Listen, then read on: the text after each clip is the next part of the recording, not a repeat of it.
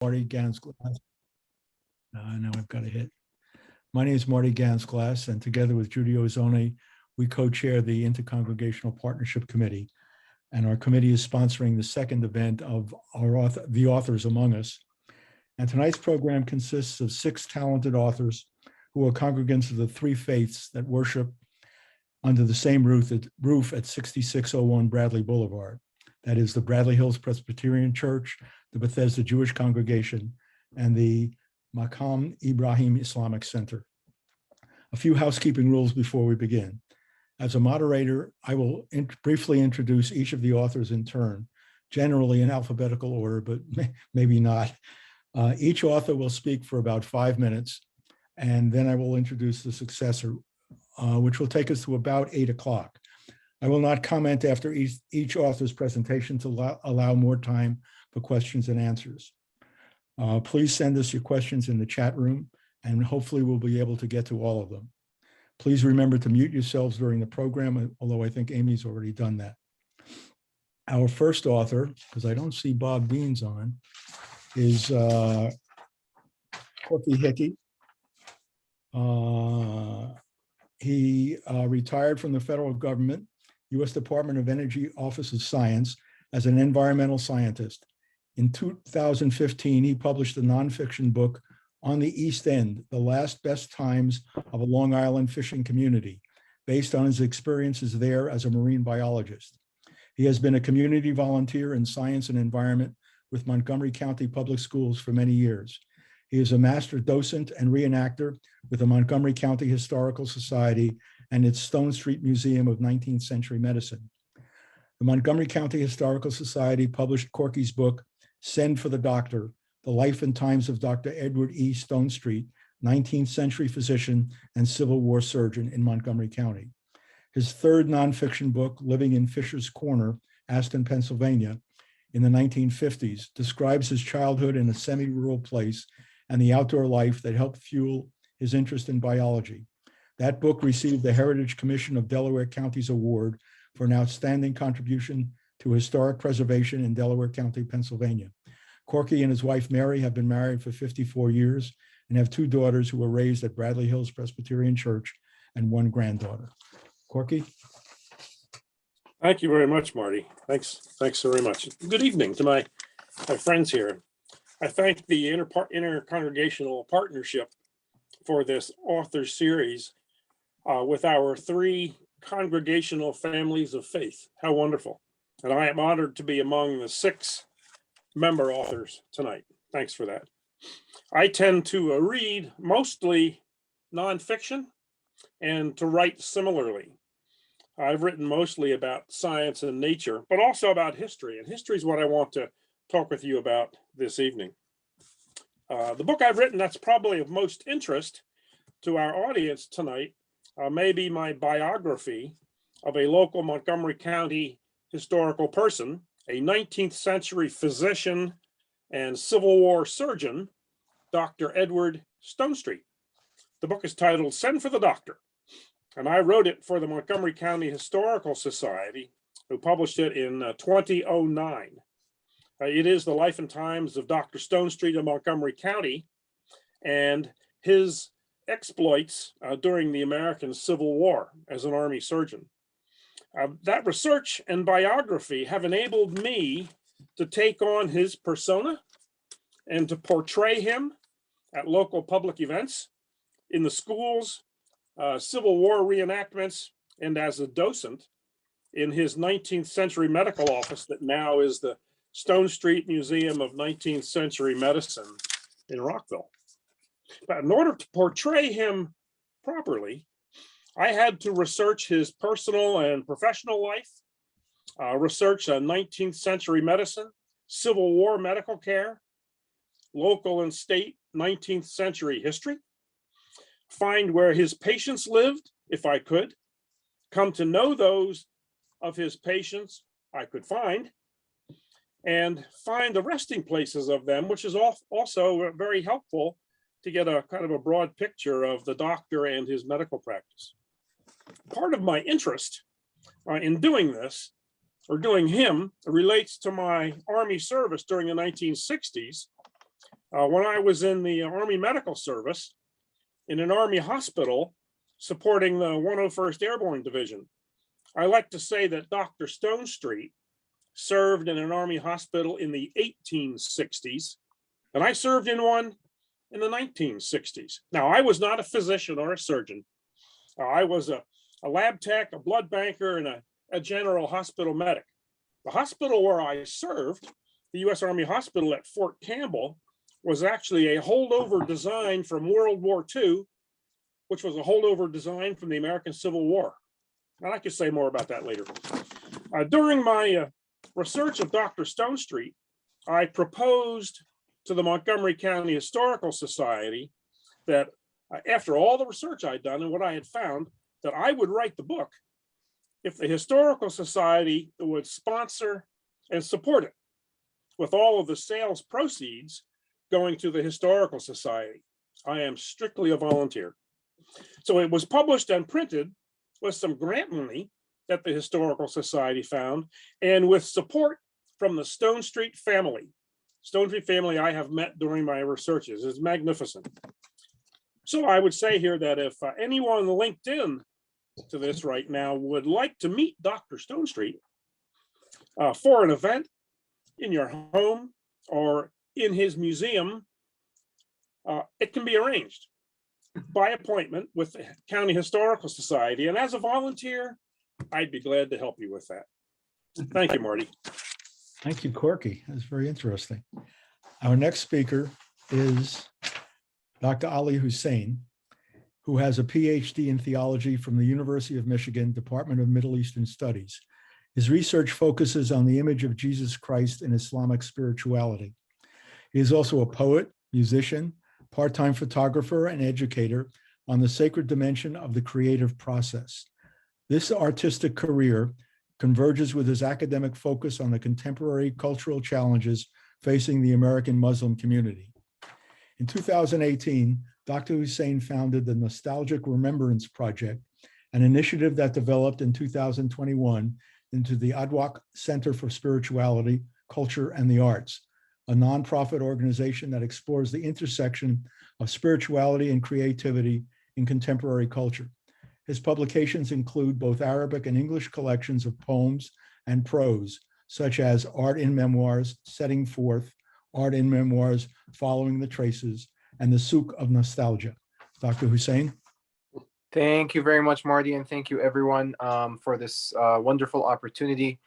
Due to the limited time, I wanted to get right into the process of the Art in Memoirs book, which I only have the cover for the first volume here. This is really born out of my journey, what I like to think of as an unfinished childhood, or a childhood in diaspora and migration. I was born in 1984 in Baghdad, Iraq, and I experienced as a child the first Gulf War, and then my family and we migrated to Jordan, and then in 1996, 1997, we migrated to the United States, specifically Michigan, where we've been living for the past. I've been living for the past 2 decades or so. And I grew up in a family of artists. My mother is a painter, and she's an interior decorator. She used to work for the Iraqi television. My father, although an entomologist by profession, he's also a nature photographer. My brother is an architect, and my sister is a pottery maker. And so art is sort of one of the concrete memories in my childhood. And I believe that, when childhood is in diaspora or migration, the soul sort of holds on to any memories and images from that movement. And so, that images of attending my father's galleries or my mother's galleries, or going to visit my sister at her work, or my brother and his architectural school, sort of sticks in my mind. Now, when I came to the United States in 1996, 1997, in college, I ended up doing a master's or bachelor's in computer science and math, and a master's in artificial intelligence, before then transitioning to the humanities and doing my PhD in Islamic studies. While I was doing my PhD, I sort of began my creative career of specifically writing in Arabic. And ultimately, whether it is in Islamic studies, or sorry, in the sciences first. I'm also classically trained as a sort of a Muslim a sermon giver, so to say, or in the humanities. I'm always looking for a medium through which to express myself in the clearest manner possible, and that's sort of what art, specifically poetry, and really at a higher level music and photography are able to give me. There is a Muslim mystic, he says beautifully, he happens to be a musician. He says that what words cannot describe, then colors can allude to that, and what colors cannot describe, then music is there for that. So that's who I am. I am at the intersection of East and West, at the intersection of a childhood in diaspora and migration, at the intersection of war, and at the intersection of interdisciplinary education between the sciences, the humanities, theology from within the tradition, and then theology from outside the tradition as an academic. And for me, they're just tools to sort of express my identity. The last thing I want to say is that in my book, I write in both Arabic and English, and I believe that translation itself is a very important, not only art form, but a creative process, right? To be aware of how different languages convey meanings poetically, and what eloquence looks like in Arabic, and how different that is in English, and how to translate back and forth. So the ability to try to convey the meaning, not the literal word, in both Arabic and English is part of what I enjoy about writing in both Arabic and English. And I thank you very much, Marty, again, and everyone for this wonderful experience. Thank you very much, and I look forward to any questions that anybody has. Thank you, Dr. Hussein. People, please thank Judy also, because we're co-chairs and we're partners in this criminal activity together. Our next author is Bob Deans. Bob, you okay about going on now? Bob? Yes, sir. Can you hear me now? Yeah, let me give you a little introduction. Sure. Bob is director of the Strategic Engagement for the Natural Resources Defense Council, an environmental advocacy organization with more than 3 million supporters nationwide. A native of Richmond, Virginia, Bob spent 25 years as a correspondent for the Atlanta Journal-Constitution and other Cox newspapers, including 4 years as Chief Asia Correspondent based in Tokyo and 8 years covering the White House. He is a former president of the White House Correspondents Association. He has written several books, including the 2020 novel, The Bicycle Man. Bob has been a Bradley Hills Presbyterian Church member for more than 25 years, and he and his wife have 3 grown children. Bob? Thanks so much. It's a real pleasure to be here with this esteemed group of authors. And my book is a novel called The Bicycle Man. It was published in 2020. And it's a story of a 14-year-old paper boy living on the outskirts of Richmond, Virginia. It begins on the day Dr. Martin Luther King Jr. is killed, and it ends a little more than a year later when Ho Chi Minh dies. So those are the bookends of a story that deals with a young boy experiencing his first job, his first romance, and he is intimately familiar with every little detail of his tiny little piece of the world that is his paper route, but he knows very little about the larger world. And he is learning about the larger world through the snippets that come to him through the headlines of newspapers that he reads by the light of a waning moon or a fleeting headlights of a milk truck as it passes by. And the world is coming to him in little snippets. And but the world does come into his life in a number of very meaningful ways, where the experiences that he's going through as a 14-year-old boy begin to be compressed by the adolescence of a nation that is struggling with war in Vietnam, civil rights, and other issues of that time. And so the book began as a sort of commentary that I did 30 years after man landed on the moon. And I did a commentary for NPR about what it was like to be a paper boy riding around on a rusted bike with a broken spoke and looking up at that moon and imagining that this country had actually sent somebody up there, that in the midst of all the mayhem, all the challenges we were facing on Earth, we had managed to do that. And it was an incredible thing for a young boy to try to get his mind around, but this was the country he was growing up in. And so on my way out of the NPR studio, one of the producers said to me, you know, we never have enough stories about paper boys.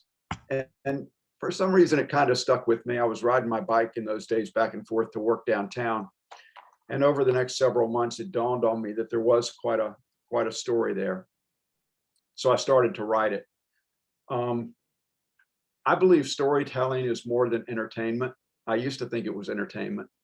I think it's a survival skill. I think it's part of what advances us as a civilization, ties us together as people. And I think that books can help us all to experience the richness of the human experience in a much more fulsome way than we might otherwise, whether it takes us to places we've never been before or just brings us to a deeper understanding of familiar ground. That's what I tried to do with this story. And so I'll leave it at that and look forward to hearing from the other authors and look forward to any questions you might have. Thank you so much. Thank you, Bob. Our next author is Davey Walters, whose poetry and prose have appeared in more than 200 anthologies and journals. Her collection on women's resistance during World War II, Women Against Tyranny, Poems of Resistance, during the Holocaust was published by Clemson University Press. Other collections include Using Poetry in Therapeutic Settings, published by the Vital Signs Poetry Project at NIH, and the Children's Inn. She developed the Vital Signs Project at NIH in Bethesda, Maryland, which was funded by the Witter Bynner Foundation for Poetry, for which she received the Hadassah of Greater Washington's Myrtle Wreath Award. Other awards include a Maryland Artist Grant in Poetry, an Alden B. Dow Creativity Fellowship, and fellowships at the Virginia Center for the Creative Arts and Hebrew Union College in Cincinnati. Her work has been read by Garrison Keillor on Writer's Almanac, nominated for Pushcart Prizes, and choreographed and performed in New York City, Michigan, Cleveland, and elsewhere. Davey? Well, thank you, Marty. That's more than anyone needs to know or hear about. But let me jump in here. For many years, I worked in education and worked primarily on equity issues and decided to retire early and write primarily using my own voice. I was writing for other people. The first book that was published, I will say, was Afternoon in the Garden, which I'm trying to show you here, to some success. My way of working is usually I write about women, overlooked women whose stories are not known or not well known.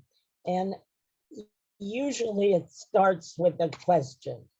And the question that started this collection on biblical women was, what was Eve doing all afternoon in the garden?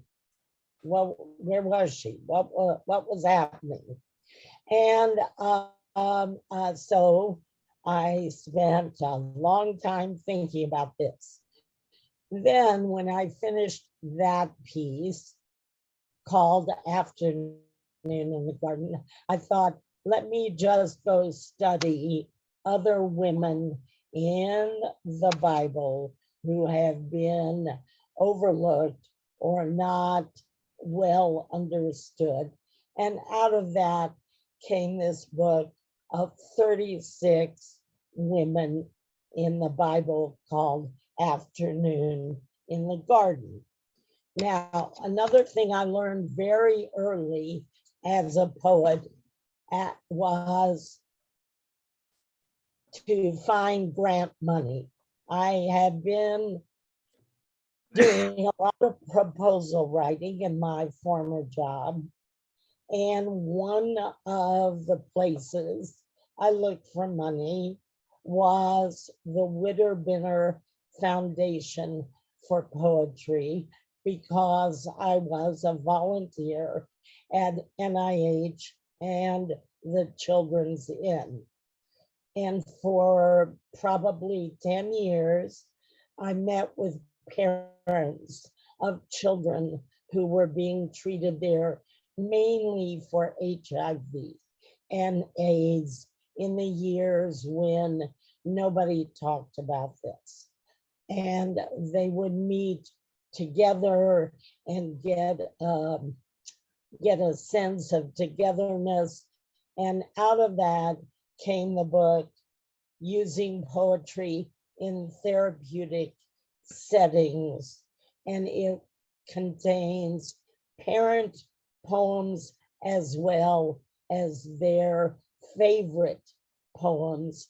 And it has been used in hospitals and hospices. I'll close with this, which is 15 years of research and work on women in who resisted during the Holocaust. And this book, Women Against Tyranny,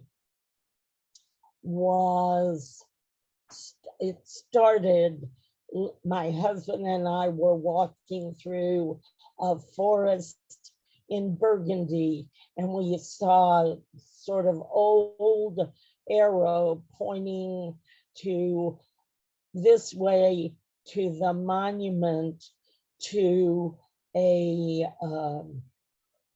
group of resistance fighters, a camp. And we walked and we found it.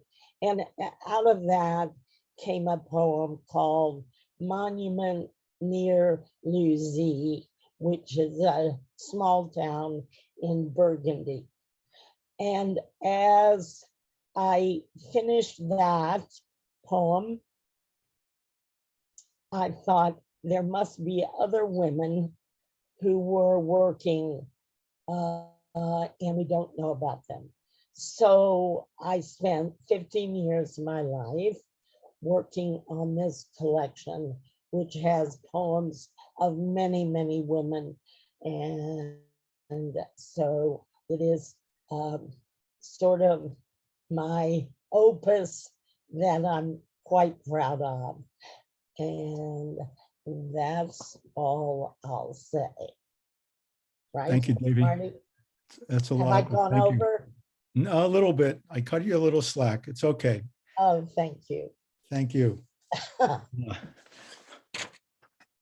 Our next presenter is Charles Chuck Weiss, a distinguished professor emeritus at the School of Foreign Service at Georgetown University, where he directed the undergraduate program in science, technology, and international affairs. Chuck was the first science and technology advisor to the World Bank. A native of Philadelphia, he has a BA in chemistry and physics and a PhD in chemical physics and biochemistry, both from Harvard University. He is also a graduate of the Gratz Hebrew Teachers College. He has been a member of Bethesda Jewish Congregation for more than 40 years and was president from about 1988 to 1990. Nowadays, he is best known to BJC members for chanting the Book of Jonah on Yom Kippur afternoon. He is the co-author of Structuring an Energy Technology Revolution and Technological Innovation in Legacy Sectors, and most recently, author of Survival Nexus, Science, Technology, and World Affairs, which deals with pandemics, climate change, nuclear issues, cybersecurity, and many other current issues. Chuck? Thank you very much, and thanks to you and all the people who arranged this very good event. In brief, my book is about all the stuff that I wish I'd known when I was teaching at Georgetown. Or more formally, it's how science and technology get all mixed up with politics and economics and business, law, popular psychology to create the crises which sadly are dominating the newspapers today. Pandemics, climate change, cyber war, and most importantly, nuclear war, which can wipe us all out in a few minutes and to which we are scarily close as a result of the Russian invasion of Ukraine. We can manage these issues, but time is growing short and the stakes are very high. The bottom line is that science and technology are not enough by themselves. We've seen this with the COVID pandemic, where scientists produced multiple vaccines in record time, but this hasn't stopped the evolution of multiple variants from evolving in the bodies of people who can't get access to vaccines or actually refuse to accept them. The book's meant as a thorough but readable brief for a general audience. It includes clear explanations of the science and technology underlying each issue it addresses, as well as a clear explanation of the important concepts that I use in economics and international relations. And this is what the book looks like. It's pretty color anyway. It deals with energy, global health, freedom of the internet, challenge to democracy from techno-authoritarianism, competitiveness and employment in advanced manufacturing, poverty and hunger, disinformation, and newer technologies like gene drivers, autonomous weapons, artificial intelligence, geoengineering, all against the background of globalization, or what's left of it, the rise of China and the resurgence of Russia. It's not a small menu. You've probably figured that out already. It's got a number of incidents, some of them amusing, some scary, and some heartwarming. Start with the amusing ones. Did you know, for example, that Albert Einstein's famous letter to Franklin Roosevelt, urging him to develop the atomic bomb, almost didn't get delivered to Einstein for a signature? Leo Szilard, who wrote the letter, drafted it, didn't know where Einstein's summer home on Long Island was. He was about to turn around and go home when a small boy directed him to the house where Einstein was staying. See how random events affect history. Okay, here are two scary ones. We owe our lives to two Soviet military officers. First, Colonel Stanislav Petrov, who realized that the signal he had received of a US missile attack in 1983 was a false alarm. And second, Submarine Chief of Staff Vasily Arkhipov, who refused permission to a Soviet submarine commander who wanted to launch a nuclear missile at the US at the height of the Cuban Missile Crisis in 1962. Both Petrov and Vasilyev saved us from all-out nuclear war. Close. Well, now for the heartwarming. Artificial legs in India must be cheap. They must perform well, and they must look like the real thing. The reason is that Indian amputees are often young and poor. Many of them have lost a leg by falling off the roof of a train on which they were riding in order to avoid paying for a ticket. They need an artificial leg to avoid becoming a burden to their impoverished family, but not just any artificial leg. They need a waterproof leg so they can walk through a muddy field behind a bullock-drawn plow. They need a working ankle and a natural-looking foot so they can sit without embarrassment, cross-legged in sandals on the mud floor of a traditional house. An Indian doctor and a polymer specialist combined several different rubber polymers to create an artificial leg with a working ankle and a realistic foot. They sealed them at the end of an aluminum tube in a combination that could be fabricated in a workshop in a typical Indian village at the cost at the time, this is 20 or 30 years ago, of about $50. So it's more than that now. But the kind of fancy artificial leg that you'd get if you were an amputee from the Iraq invasion would be $15,000 several years ago. The Indian technology is spread all over India in a franchising operation. It's been transferred to Angola and Cambodia, where wars have left a legacy of landmines that exact a constant toll of lost limbs. In summary, my book is called The Survival Nexus. Here it is from Oxford Press.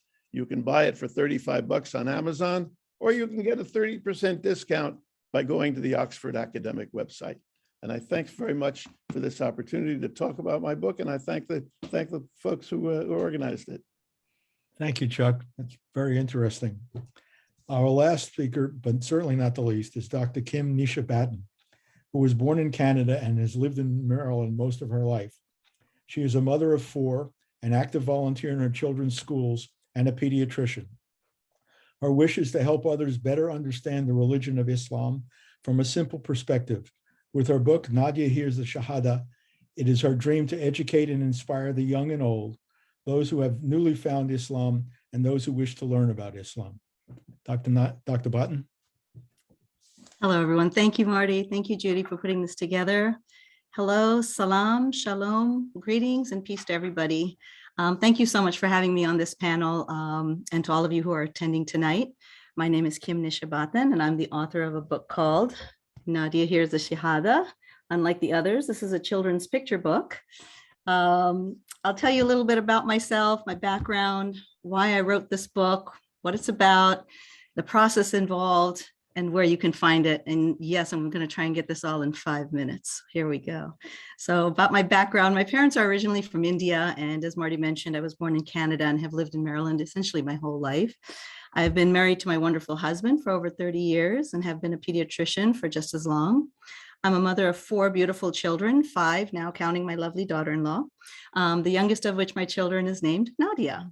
When the kids were younger, I was very involved in their schools, especially in elementary school. I was a room parent every year. I chaperoned all their field trips all the way through high school, volunteered for a lot of their activities. I love participating in their career day. I did that every year. Also very interesting is our elementary school always invited our diverse community for anyone who wanted to come and talk about our cultures or religious holidays like Ramadan and Eid. And it gave me an opportunity to share with everyone what Islam was truly about and not really what the post 9/11 media was telling people. It was always so wonderful for me to see these young people and even the adults, their faces as they heard things that they had never heard before, and to witness their questions and be able to answer them. It was truly nothing like it. So what inspired me to write this book? Well, just to back up a little bit, I was blessed to be raised by my loving parents with a very deep trust and faith in God, though through another religion. I married into Islam, where I found the peace and beauty of the religion. I had the advantage of learning about the simplicity of Islam from the beginning. And it was this thought that inspired me to write this book. I wanted everyone to have that same advantage of learning about the basics of Islam from a very simple perspective from the beginning. And I thought, what a better and more pure way to do this than through the eyes of a toddler. And so in this story, in Nadia Hears the Shahadah, Nadia is a toddler and she pretty much says things as purely and as honestly as she sees them. And through her innocent eyes in this book, we learn about Islam, and specifically we learn about the first of the 5 pillars of Islam, which is the Shahada, the testimony of faith. In this story, when she visits the mosque with her family, she sees a new Muslim announcing his embrace of Islam. And as the community welcomes him, little Nadia discovers the joy of faith. In my future books, we'll see Nadia grow and watch her as she discovers the remaining pillars of Islam, which will include the Salat, which is our prayer, Zakat, which is our charity, Hajj, our pilgrimage, and Ramadan, our holy month of fasting. So what was the process involved with producing this book? Well, step 1, of course, is the inspiration and to write the manuscript. After that, step 2, pretty much to submit that manuscript to as many people as I could. I was actually picked up by 4 different publishers over the years, but they were all smaller companies and didn't have illustrators. So my next step was to find an illustrator, and that was my biggest hurdle. I took on a design editor, a very skillful person, Jasmine, who happens to be my daughter. And she helped me find a very talented and at that time young budding artist, Marissa Liu. And so once we had some sample pages, I actually personally visited several publishers at a convention where Tuggerah book expressed interest and ultimately materialized my dream.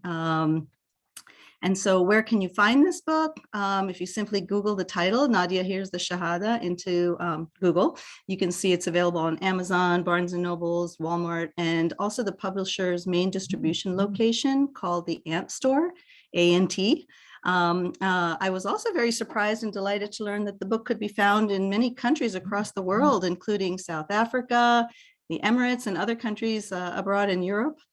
And most excitingly and most personal to me, it had always been my ultimate dream to have my book available in a public library where everybody could have access to it. And I recently learned that it is now available in 5 San Diego public libraries. Dream come true. My goal now, though, is to have my book in local libraries and bookstores as well. I'm currently working on the second book. The manuscript's all done. We're working on our illustrations and hope to be putting that out sometime in the near future. In closing, I just want to thank you again for inviting me to this wonderful panel. I'm honored to be included with these remarkable authors and to be able to share my story with you. Thank you so much. Thank you. Thank you very much. We've had quite a variety, a children's book, a book about potential nuclear disaster, a paper boy learning about the world, a doctor on the Maryland shore, just about everything. It's fantastic, the talent we have in our congregations. Judy, do you want to start handling the questions? We're open for questions and hopefully answers. Direct them to any author you wish or all of them. So if anyone wants to raise their hand, I don't have any questions in the chat, but if anyone has a question, I'm happy to have you speak. Well, I'd start off, if I Yes. may. course. My question would be for Chuck, because your book includes, or your talk included reference to cyber warfare. And I'm wondering if you could comment on what may be happening in the cyber warfare world about in Ukraine between the Russians and the Ukrainians and others. You're muted, Chuck. Well, the Russians have a very comprehensive doctrine about dominating information space. And this includes everything from interference with elections to a constant barrage of disinformation during peacetime to soften up an enemy, an adversary, and the capability to undercut the cyber infrastructure as an integral part of warfare. They tried this out in some detail the first time they went after the Ukrainians. They did what they call a denial of service attack on the government propaganda, the Ukrainian public information and propaganda capability, so as to deny the Ukrainians the possibility of explaining their side of the story so that they could dominate the discourse. They also flooded the financial system. They hacked into the government. They did a very comprehensive job as part of their military strategy. This was all outsourced to companies that where you had plausible deniability. So this was around, I think, 2014. This was their practice process. The Ukrainians did a very clever thing. They and the Americans, the American Defense Department learned a lot from this and other similar experiences. And I have to say, judging from newspaper reports, because I have no inside information, they did a lovely job, first of leaking all kinds of intelligence data, so that every time the Russians were going to do something as a false flag operation, we'd already leaked the truth about it, which was wonderful. It was neat to see. And the Ukrainians have been doing a very good job countering the Russian information warfare so far. You have to give the Ukrainians a lot of credit for having learned their lesson. I haven't followed it in great detail, but that's what's happened, and that's what's at stake. That the Russian effort is part of a global disinformation and information warfare effort that continues peacetime and wartime.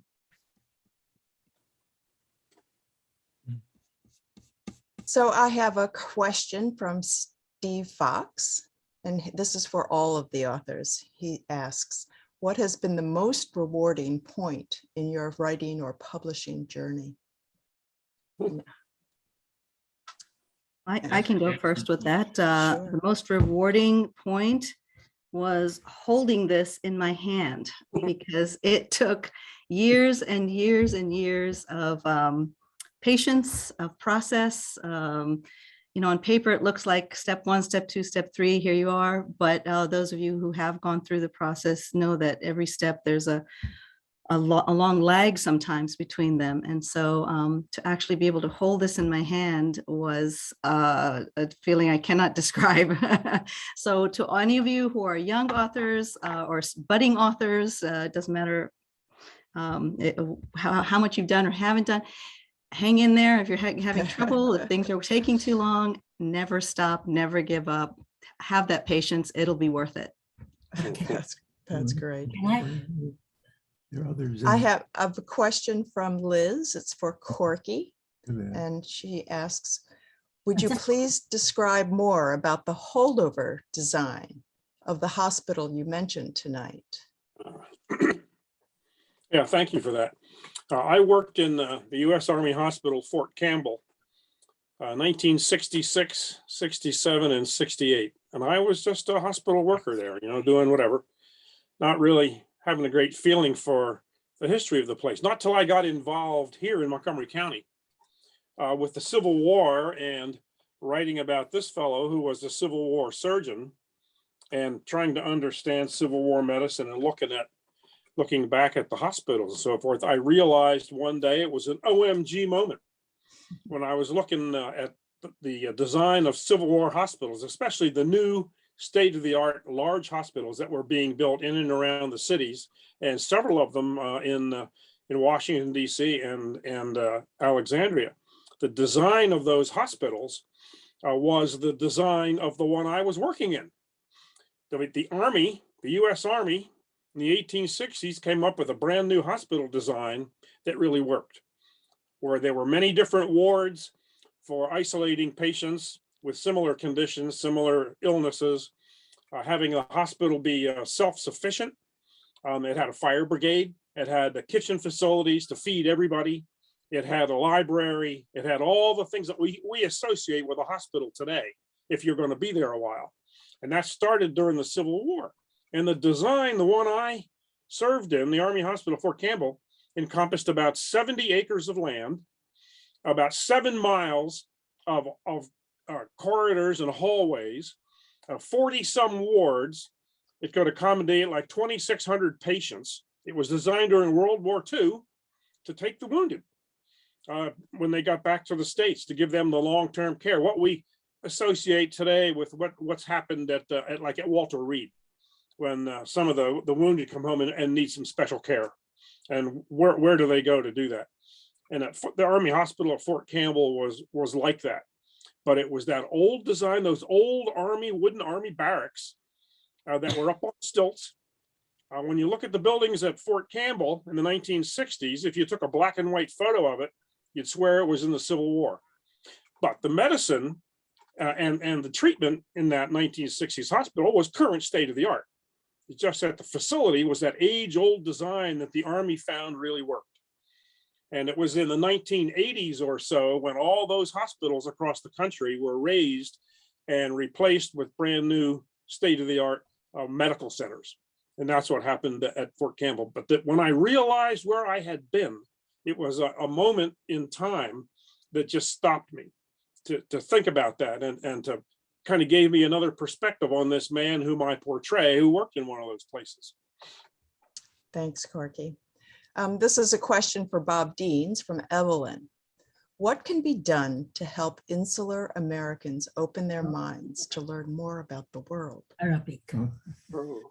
That's a biggie. Well, thanks so much. You know, I feel like that was a plant, because ultimately that was the purpose of the novel, The Bicycle Man, was to kind of demonstrate a young boy learning about the world through snippets of conversation with people, some of whom were not very much like him. And I think the sort of piece that you learned from the book, or at least what I learned from it, was what I learned from the characters themselves. And, you know, the main character is a 14-year-old boy who sort of learns that life is a contest between fear and faith, and that we're not here to surrender to fear, no matter what happens. And ultimately, the Bicycle Man teaches us that sometimes in our life, there's nothing more important than knowing somebody else believes in us. And I think through those characters and the others, it's a way to kind of show people how the world can open up to us through our own lived experience. And I guess that just ties in with the first question, that by far the most rewarding part for me has been hearing from readers how they experience the book, what the story means to them, whether it's a memory it kindles or something they hadn't thought of, or something they find in the characters that I had no earthly idea was there. I didn't mean to give short shrift to that question and to the other authors about their most rewarding experience. Is there anyone else who wants to answer that question? Well, I might say something, Judy, just in briefly. Yes, you. Once my book on the old doctor was available, then I really had the information I needed to go out into the public and go to the schools and other places and offer programs and stories. And what was really rewarding to me was, if I went into a school to do this, one of the students or one of the teachers might say, "Oh, I saw you doing that at Rockville Science Day or at the county fair. I remember you doing that." And that's happened several times with the many organizations that I visited, where people will remember what I did some other time similarly, and it's very rewarding and satisfying. Davey or Dr. Hussein? Judy, Yes. I just wanted to. Yep, Cindy. Assalamu alaikum. I just wanted to Jewish people to understand my Jewish. We lived in Saudi Arabia here. So I just wanted to say greeting to make them happy. Assalamu alaikum. Wa alaikum assalam. Thank you. I have quite a collection of Islam stuff. And I wanted to relieve that because I'm getting old. Thank you, Cindy. Trying to distribute the stuff I have. I brought quite a few things. I taught the art in Saudi Arabia, Dal Hanan. Thank you. Thank you. Oh, can you hear me? Davey? Yes. Yes.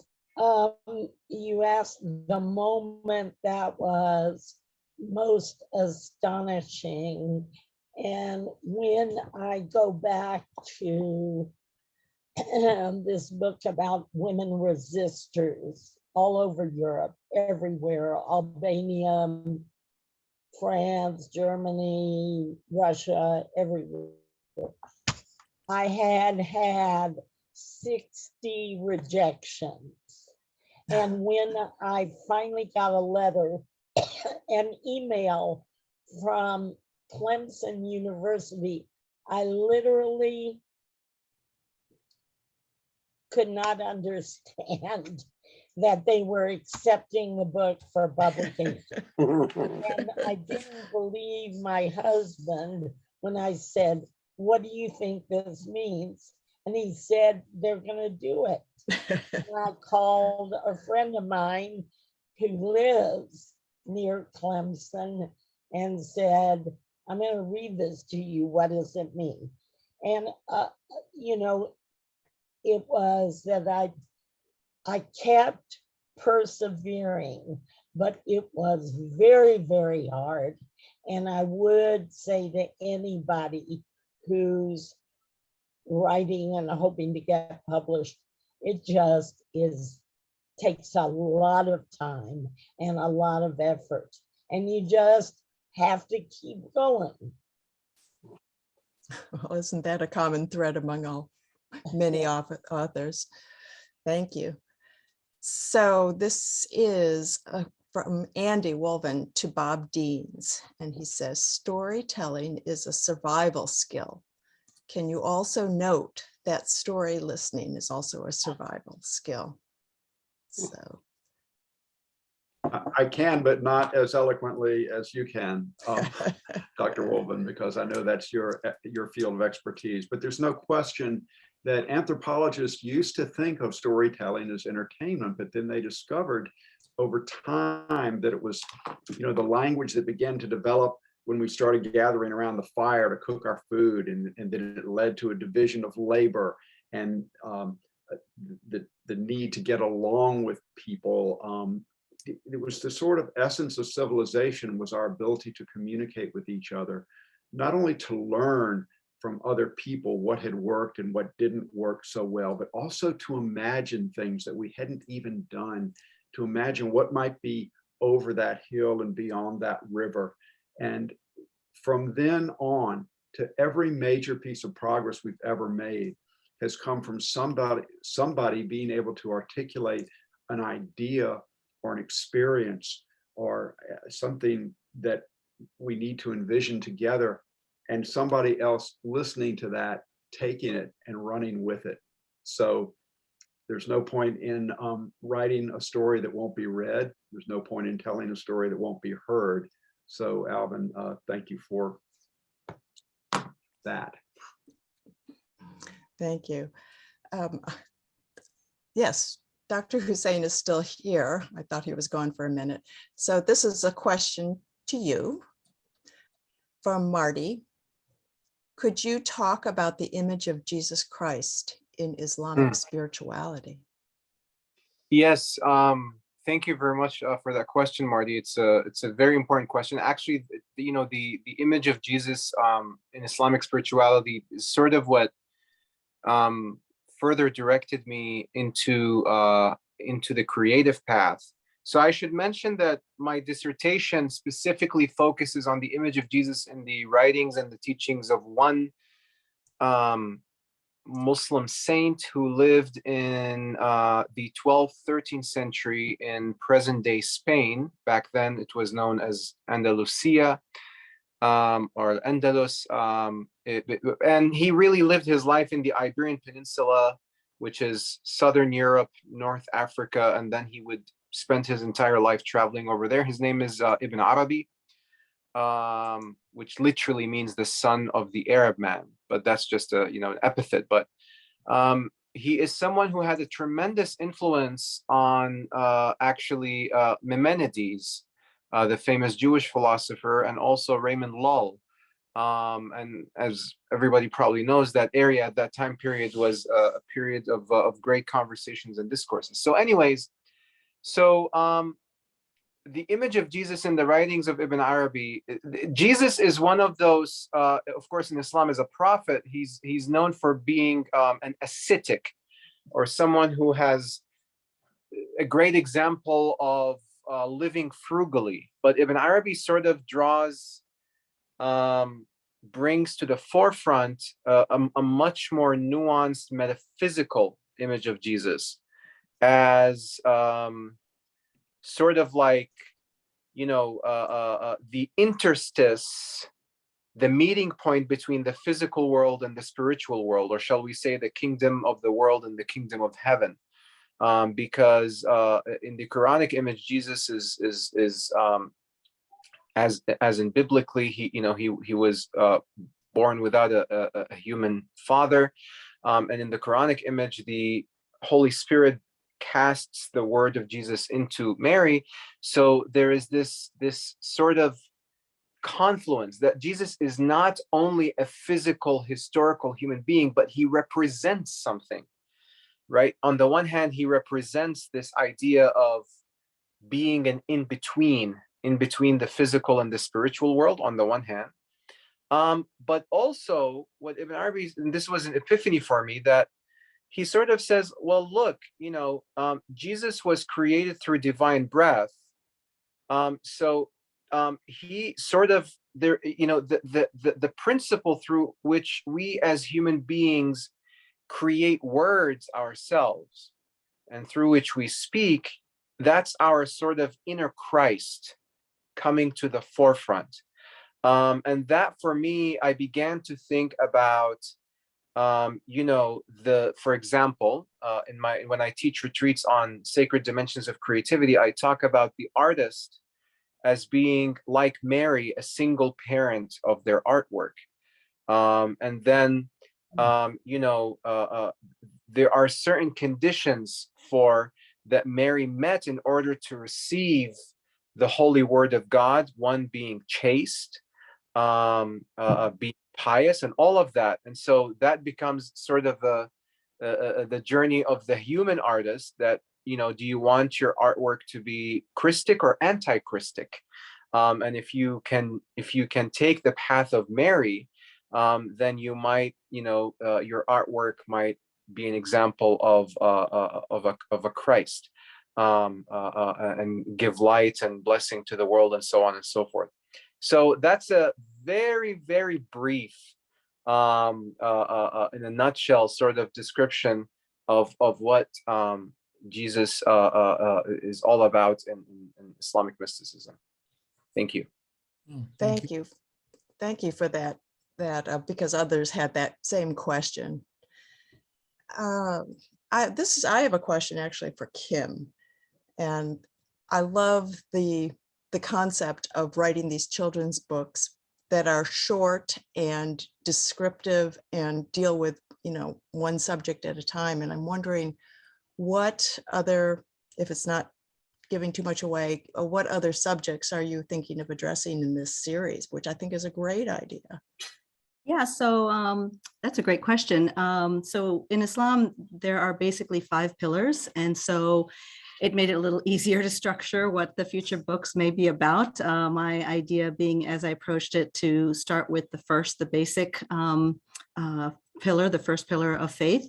And once I did that, the next idea is to continue with the other 4 pillars that involve prayer. One of them is prayer, one is charity, one is the pilgrimage, and then one is the month of fasting. And those, including the Shahada, constitute our 5 pillars of Islam.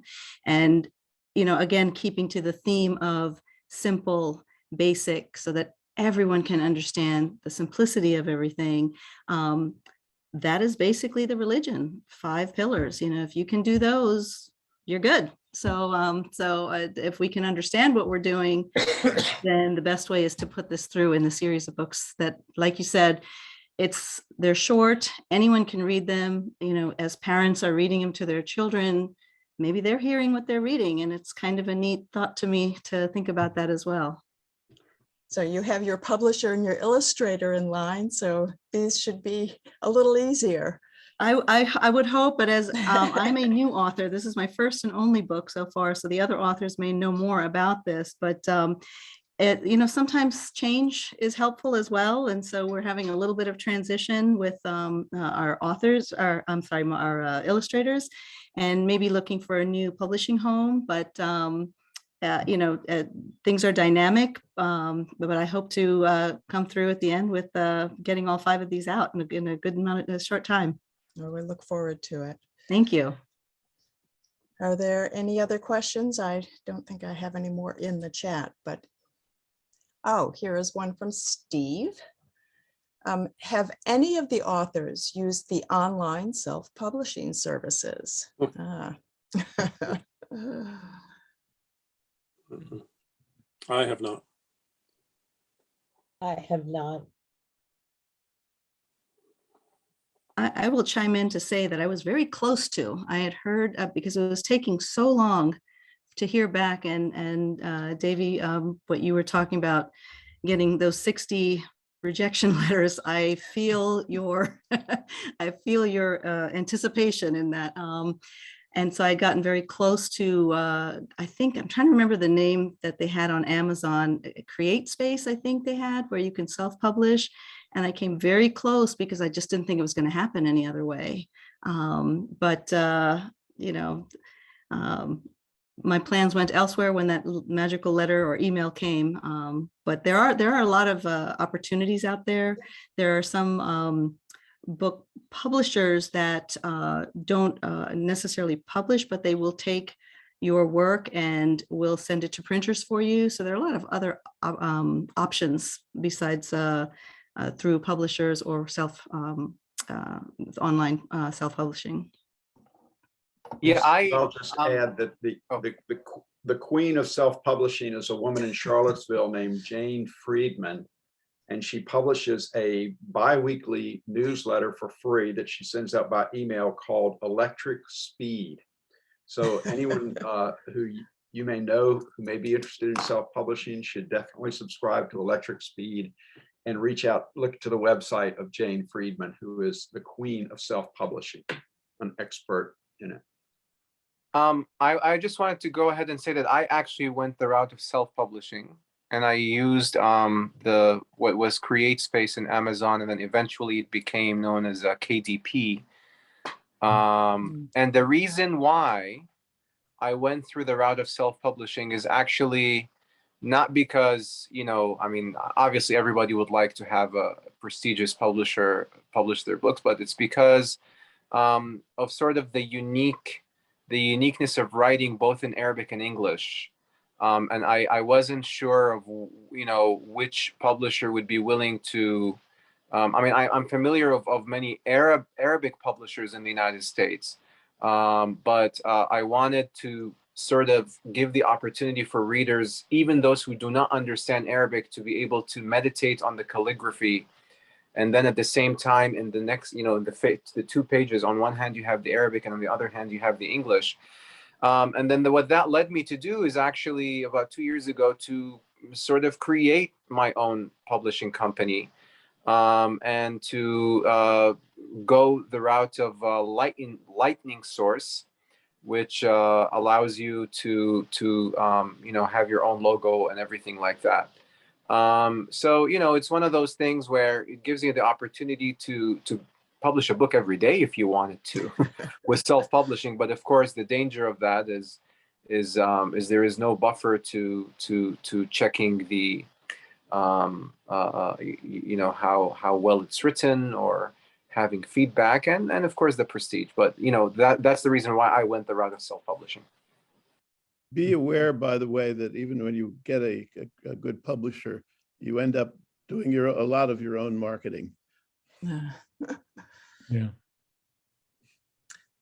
Karen, you have a question.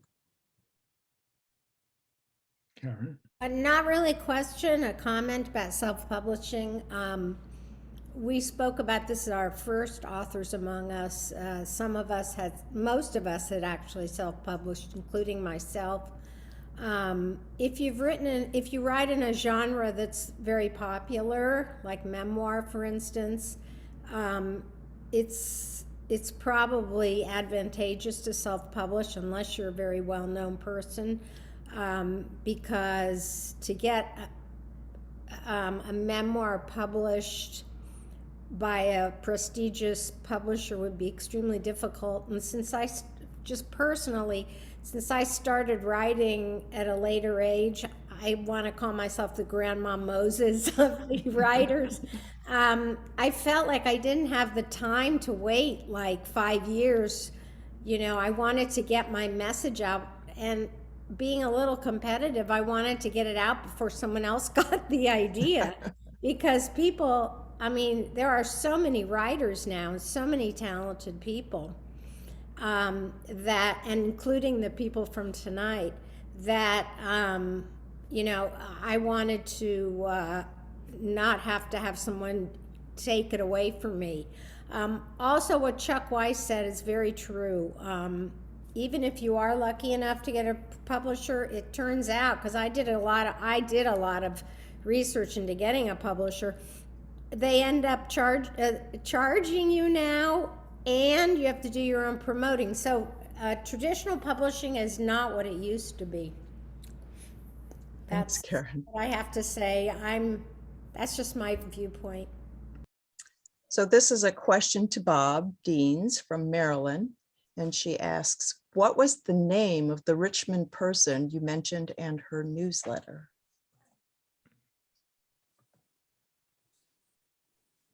Jane Friedman, and the newsletter is called Electric Speed. She's actually in Charlottesville. Okay. Okay. Great newsletter, a lot of fun to read. This is a question to all the authors from Pam Hammers. How about a children's book on comparative religions? I have taken this class, but it can get so bogged down. Any thoughts to the authors?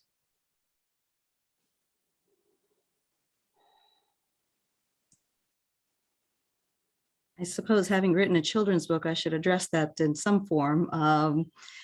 To be honest, I think personally, I would have to have the education to write something like that. And as I got my education about Islam, that's why I could come up with the books that I've written. But I think it's a brilliant idea. And putting some heads together would achieve a wonderful result. That would be a true inter-congregational effort, wouldn't it? Yes. And actually, the Jane Friedman link is in the chat if anyone wants to take that down. Thank you. You don't have to get it on the chat. So, That's okay. any other questions for the authors? This has been great. Yeah, Could I offer a comment Of course. sure. of what I'm hearing tonight? We've heard a little bit of science, a little bit of history, and a lot of storytelling. And it just reminds me of a quote I recall from the historical novelist E.L. Doctorow. He was quoted one time as having said something like, the historian will tell you what happened. The novelist will tell you what it felt like. And I think that's what we're hearing tonight from Bicycle Man and Nadia and some others, with history all around that influencing them, but understanding more what it felt like. And that's a little bit what I try to do with my old 19th century doctor, is offer up the historical facts, but what was it like then? How did it feel? That's a great quote to end with, Corkey. Thank you. Marty? Well, Judy and I thank you for attending and participating, and we thank our authors for a wonderful evening. We, the you. committee, hope to sponsor more programs like this, so stay tuned for the Authors Among Us Part 3, because we seem to have very talented people in all three congregations. But the other purpose of these programs is to build better communication among the members of all three congregations and strengthen and establish friendships among us. And I think we're on the right track. So thank you all again for participating, both as attendees and as authors, and look forward to another session sometime in the future. Absolutely. Thank you. Thank you so Thank you. much. Good night. Thank you, Marty and night. Judy. Bye. Thank you so much. Thank you, everyone. Thank you. you so very much. nice. Very nice. Thank you. And Beautiful. thank you, Amy, for the technical assistance. Thank you, Amy, and the beautiful brochure too. Yes. Sure, and Thank you very just much. so everyone's aware, I am recording this. So I will send all the congregations the recording so we can post it on various platforms, and so that people who missed it will be able to watch it later. Wonderful. Lovely. Thank Next you. time, thank Amy, you. we want to hear you play the piano. Hear me? Waiting for a long time. A long time. Okay, good night, everybody. Good night. Bye. Good night. I know. Bye. Thank you very much. Very nice.